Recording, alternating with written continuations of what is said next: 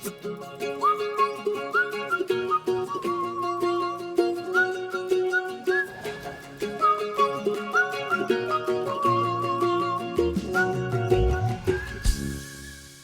everybody, it's Jo Perrot, founder of the Ladies Working Dog Group. Are you feeling stuck with your Gundog training? Trust me, you're not alone, and that's exactly why you need to be here. Every week, we're bringing you the best tips and hacks to make training your Gundog easy peasy. We'll keep it straightforward, no fuss, just actionable guidance that you can put straight to use. So let's get started. Hello and welcome to another episode of Found It Fetched It. This week I am joined by the amazing LWDG group experts Claire Denia and Samantha Thorneycroft-Taylor, and we are going to be talking all about, do I have a bad dog or am I a bad trainer? So this question taps into the heart of gun dog training, and it's really important, I think, to distinguish between whether it's your dog or whether it's you. So this is going to be building on top of, hopefully, an episode you've already listened to. We did a few weeks ago about innate behaviours. And we're just going to really look at how we can move this forward regardless of what our dog breed is. So how are you today, ladies? Very well, thank you, Jo. How are you?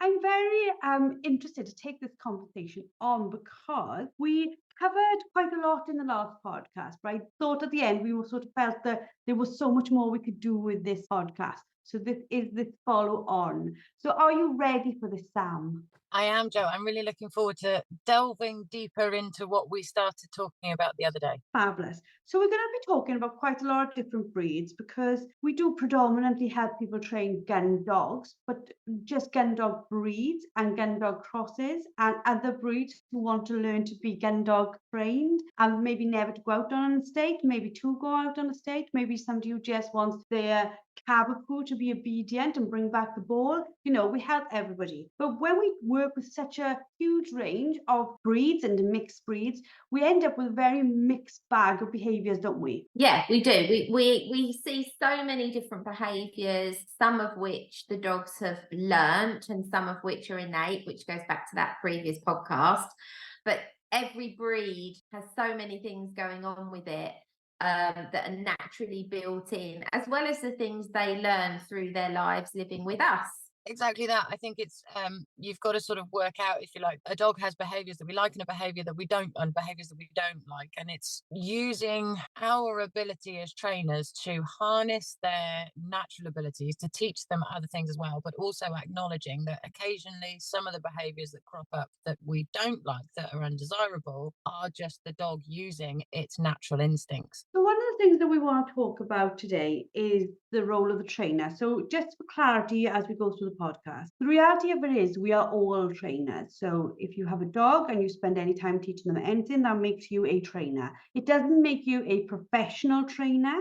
It makes you a trainer of your own dog. So throughout this conversation and probably throughout everything we do in the LWDG, if we're talking about professional trainers, we indicate that. But otherwise, if we're referencing the trainer, that is you. You are your dog's trainers. So let's start about where trainers get this wrong to begin with. What do you think it is that makes people not know their breed, but just not be aware of their breed? As we touched on in the innate behaviour podcast, we touched on the fact that a lot of people buy a breed based on size or looks and don't necessarily understand what it is they've got. But even within those breeds, you've got certain lines that are hotter, and we did discuss that in quite a lot of depth in the other podcast. When I often go to see a dog for behavioural problems, very often the dog hasn't got behavioural problems. It's just that the dog is exposing or displaying behaviours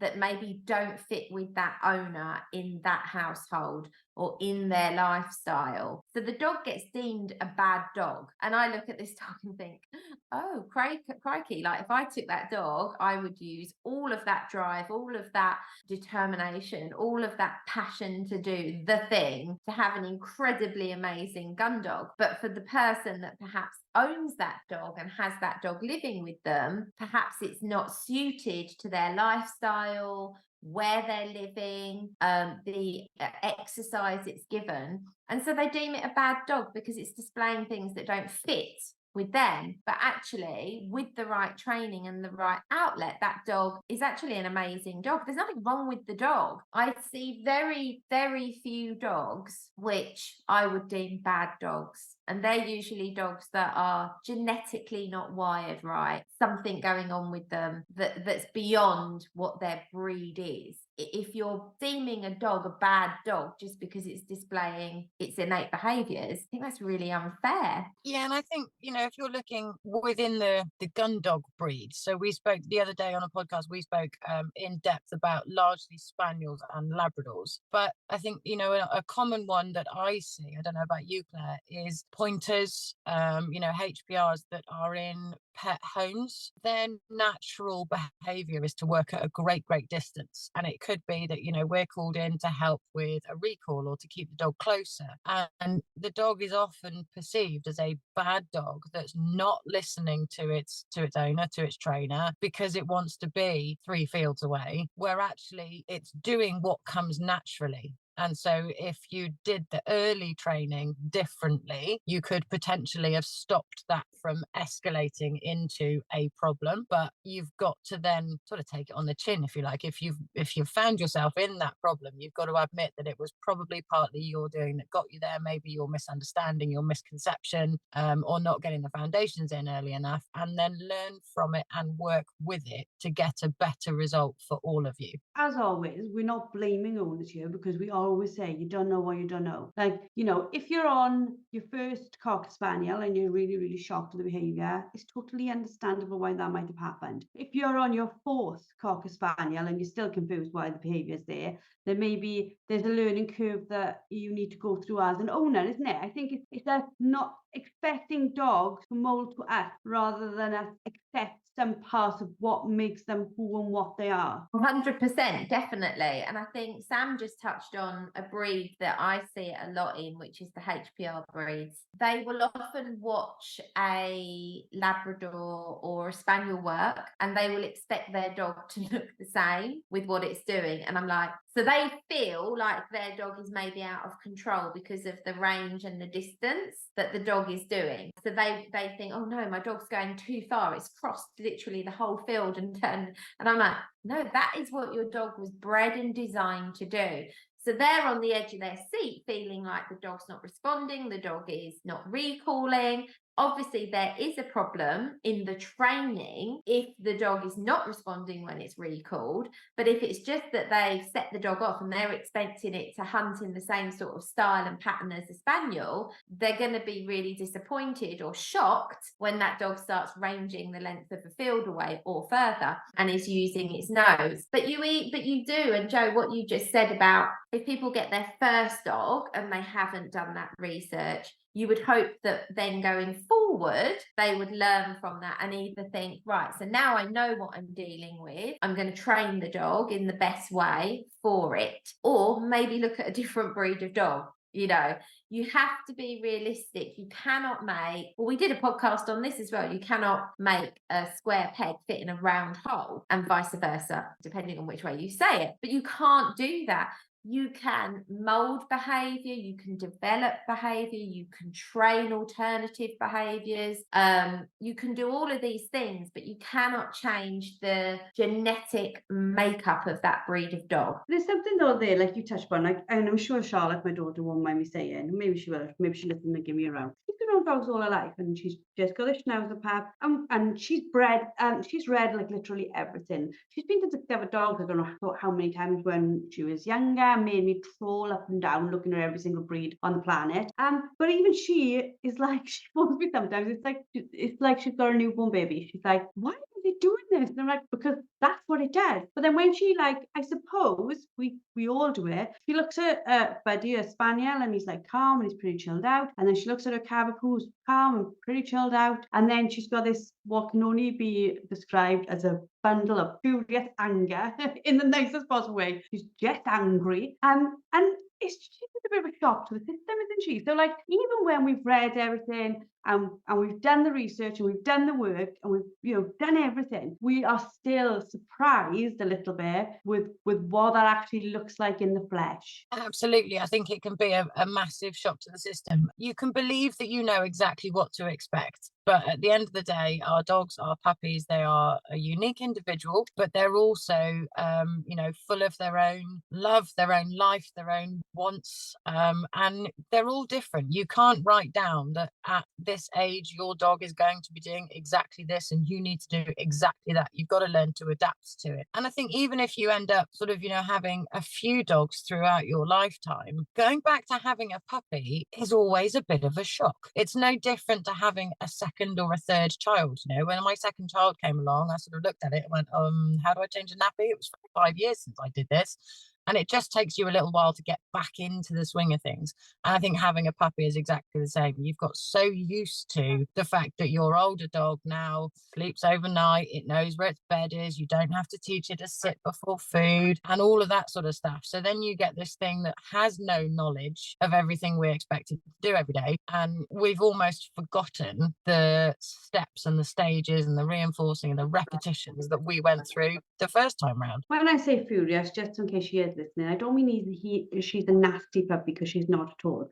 Yeah, I don't know. It's just a confidence that maybe you don't see in other dogs. When we're talking about different breeds like Schnauzer, what about other breeds? Have you got examples of breeds where they just really misunderstood? Well, I was literally just going to say there, the Schnauzer, because I've worked with a few Schnauzers. They're really loyal, loving dogs, but they are like a guardian type dog. They have that really strong guarding instinct, and they're really intelligent as well. So I'm not surprised that Charlotte's on her toes with this one, because, they are quite strong-willed ones, quite strong-willed dogs. And the ones that I've worked with, they have needed really structured and really consistent training. Otherwise, they can be a little bit cheeky, let's say. I think for me, one of the most common dogs that I'm asked about that I think is misunderstood is probably a collie. I think collies they're really driven, working livestock dogs, a lot of the time. And in order to do their job role effectively and efficiently, they have to be a bit tenacious and they have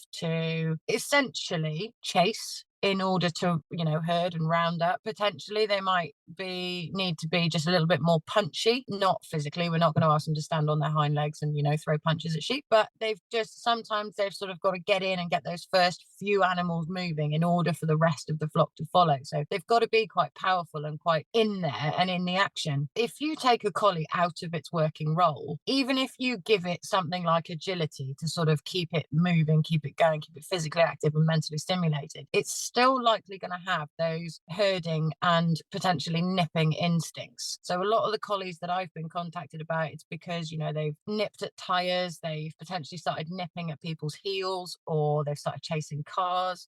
And they are, in that instance, being termed a bad dog with behavioural problems. But actually, when we go back to what Claire said earlier, they're not bad dogs. They are just displaying their natural behaviours in what to them is an unnatural environment. The majority of collies that I've worked with over the years, and John the same, the most common issues that we've seen is issues with chasing the cats. If there's cats in the house, car chasing, really, really common one that we've seen, and also herding of the children in the family. So I've worked with a few dogs where we've had to put really strong rules and boundaries in for those dogs and give them an outlet for their innate behaviors, for the things that they were bred to do. But we've also had to, put rules and boundaries in place with those dogs to tell them that this is not an acceptable way to display this behavior. This can't happen. You can't be herding the children, and you can't be nipping at the children's feet and legs, and you can't be chasing the cats or the cars, because it's very, very dangerous. And it can be done. But the thing is, I think what people forget is a lot of the time when I've been to see these dogs, they may have already worked with other trainers with these dogs, and they've been given some management strategies and distraction strategies to try and alleviate the problem, to stop this being such an issue. But at no point has the dog been told that is off the table. You cannot chase that. You can't do that. But when we do that, we also have to fill that void with something else. We can't just tell the dog you can't do that and then tell it without telling it what it can do instead. So that's a really important part of the process. And there have been occasions, and one was with a collie, where I couldn't work with the lady because she didn't want to tell that dog no in the way the dog would understand. And I'm not talking about being cruel or beating the dog or hitting the dog or anything like that, but she didn't want to tell the dog no. Now, I know for a fact that dog went on to continue to terrorize her children and to terrorize her cats. I even saw video footage of that happening, and I know I could have stopped that being a problem. And I feel it's very unfair on the dog to allow that kind of thing to happen and to continue to try and distract and manage that instead of just giving the dog some clarity in its life. They need some clarity. That's not, something you're allowed to do. You can't do that. You can't jump on the cat, pounce on the cat and attack it. You can't chase the kids and nip their ankles. But this is what you can do, and I will give you an outlet for that. So I think it's very unfair on the dog breed to not give them clarity. If you're going to have those sort of breeds in your home, you have to be very clear with that dog in how they can display those behaviors correctly, what it is you're going to give them to do that. But equally, make it fair on the dog. Tell the dog the things that are off the table. Make that really clear for the dog. We talk about this all the time, and I'm sure people can keep listening to us because they agree with the conversations we're having. But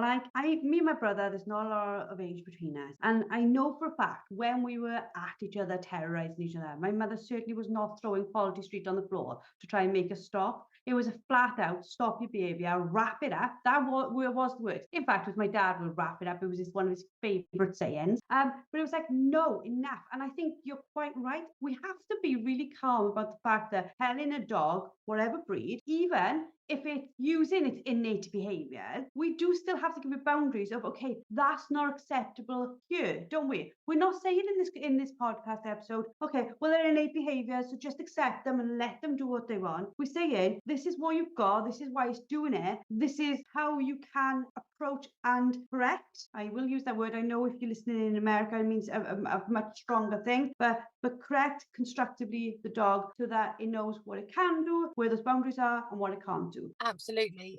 Like Claire said, it needs clarity. It needs a real, clear, consistent message. This is what you can do. This is what you can't do. This is what we're going to work towards or work with. If you never tell your dog what it can't do, then it's going to keep doing it if it finds it rewarding. A dog is not going to change a behavior if it is able to self-reward or be rewarded by you. For as long as there is reward in some form, it's going to continue doing it. So we've got to make sure that our rules and boundaries are in place, but also that our message, our communication to our dog is clear, consistent and fair. I agree 100%. And the thing is, a lot of these times we're working with these dogs and you feel bad for the dogs if you think, had this dog been given this message much earlier, this wouldn't be a thing. The owners have been living in distress for a long time and they've been told that the dog's behavior is this and it's that. It's just innate behavior for the dog. It's naturally rewarding. The dog gets a kick out of doing it. So if you're not doing anything to give that dog an outlet, well, you're going to get behaviors you don't want. If your dog is living in a home that maybe there is no way. So if you've got, for example, you just said the collie, Sam, will continue on that vein. The collie lives on a farm with a family. It's never going to be a working collie, but it's allowed to run around and it has an outlet for things. But take that collie, put it in a city, living in a flat, walking around the street on a lead. Well, it's no wonder these dogs go stir crazy. No wonder at all these dogs go stir crazy, and why you start to see behaviours displayed that seem very inappropriate, because that dog isn't cut out for that lifestyle. That dog isn't cut out for that kind of life. And so there's going to be a lot of frustration frustration in the dog. I think this is what I see a lot of the time. It gets misconstrued as aggression or misconstrued as other things. And a lot of the time what I see is frustration on the part of the dog. The dog is frustrated because it just feels like it has no outlet. I think what we're sort of like talking about here is that what we are deeming as being bad is actually the dog's instincts. But if you think about it for a second, the dog absolutely believes what it's doing at that moment is absolutely correct and right. And if we put it into human terms, it's the things that we feel inside is what we are meant to do in a situation. It's the same for the dog. So for example, if I'm in a situation and I can see somebody bullying somebody else, I have got the instinct within me to say, oh, enough of that, that's not going to happen. I'm not one of those people who can just like walk past. I'm probably the one who steps in when maybe I shouldn't, because I believe I should protect the other person. I cannot stop that. That happens within me, okay? So the dogs are very much the same, aren't they? They can't just stop it for no reason. They have to have a reason to stop it. Yeah, they do have to have a reason to stop it. And the thing is, this is where professional trainers must help owners and trainers. This is what our job is. You know, I said to you earlier, Joe, off air, I consider myself to be a coach. My job is to teach the owner how to train their dog effectively and how to give the dog clarity. And sometimes that's frustrating if people have been told by other professional trainers or they've seen it online, you know, that they can't tell the dog no and they can't do this and you must wait for the dog to give you the right behavior and then reward that. Well, how long have you got to wait?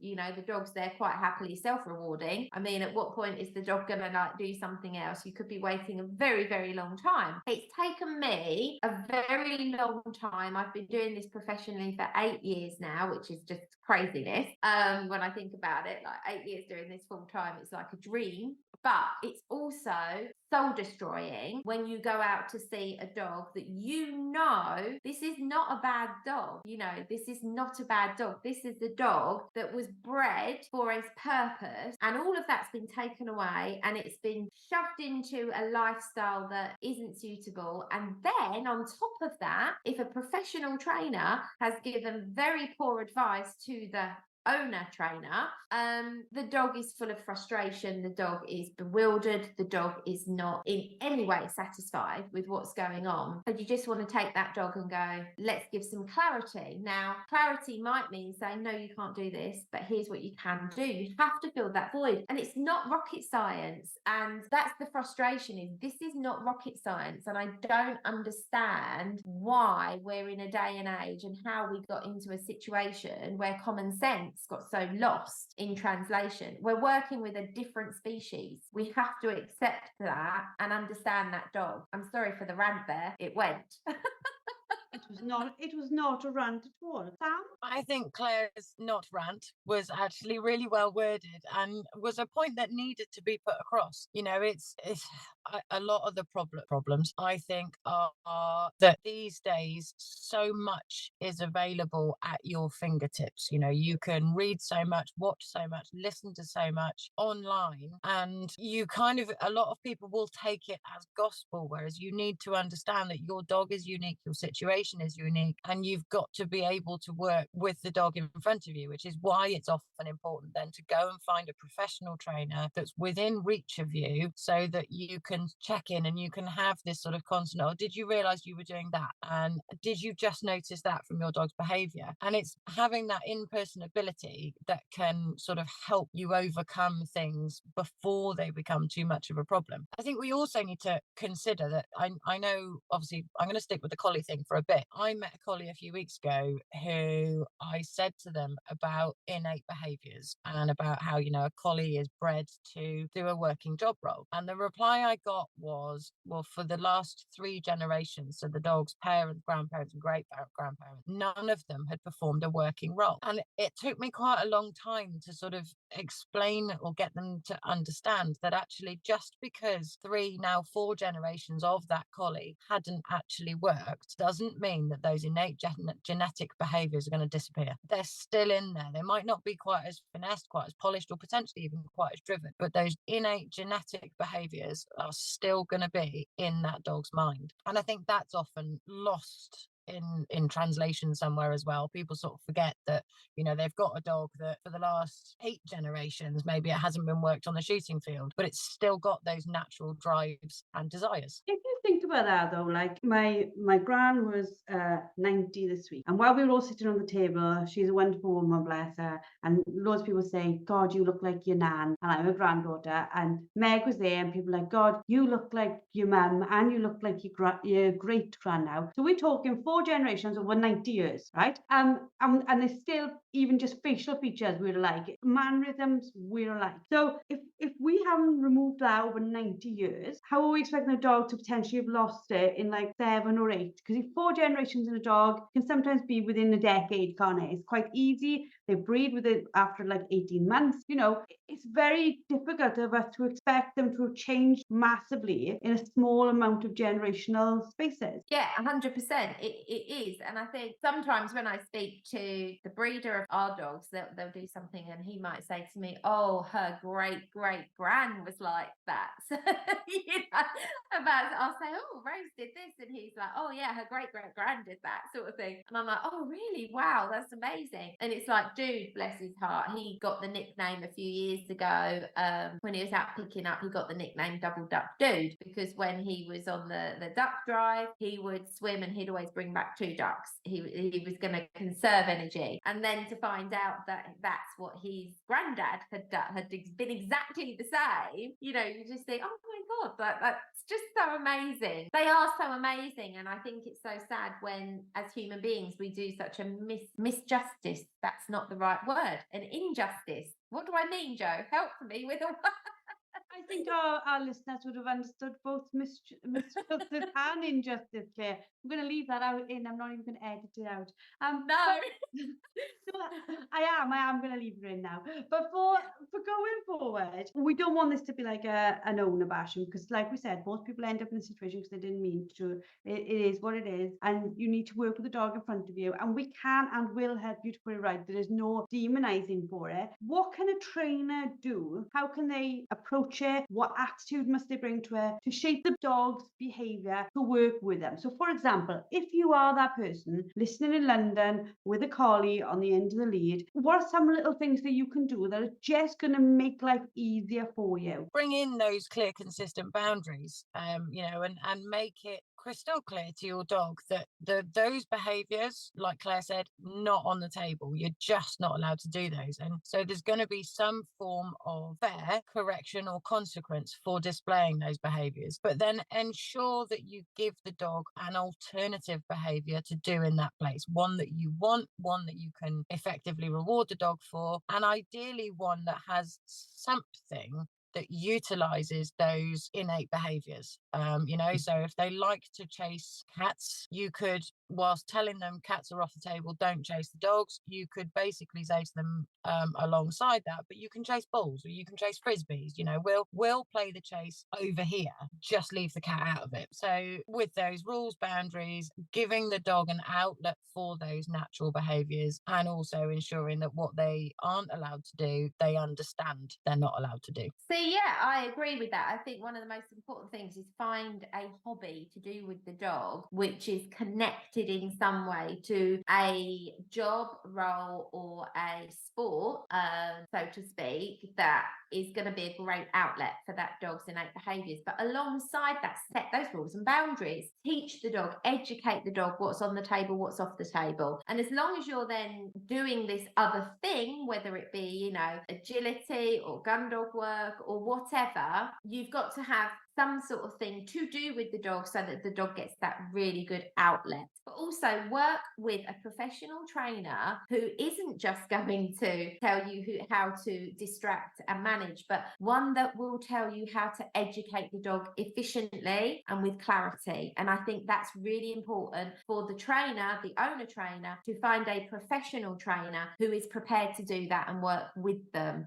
not just kind of layer distraction on top of distraction and hope for the best. Absolutely. And ladies and gentlemen, well, mostly ladies, because only ladies can join our membership, but if you are struggling to find that good trainer, you do have access to the Hot Miss Handler. It's a course that's available to both men and women. It's got literally a lifetime access. It will help you instill the foundations into any dog to give you some rules and structure and some control and give the dog some self-control. You have that available for you. You just literally got to go on to Google, search Hot Mess Handler. You'll find the course that's there for you. And for ladies, you've got the membership. You've got us. You've got the 4 LWDG group experts who are there to help you all the time. So if you live somewhere and you're like, well, actually, I don't have a trainer around me who can do this, this, and this, we have you covered. You can come join us and we can help you to move yourself and your dog forward. And I think a lot of what we do in the Ladies Working Dog Group is help owners move forward as well, for owners to learn, for owners to build confidence and to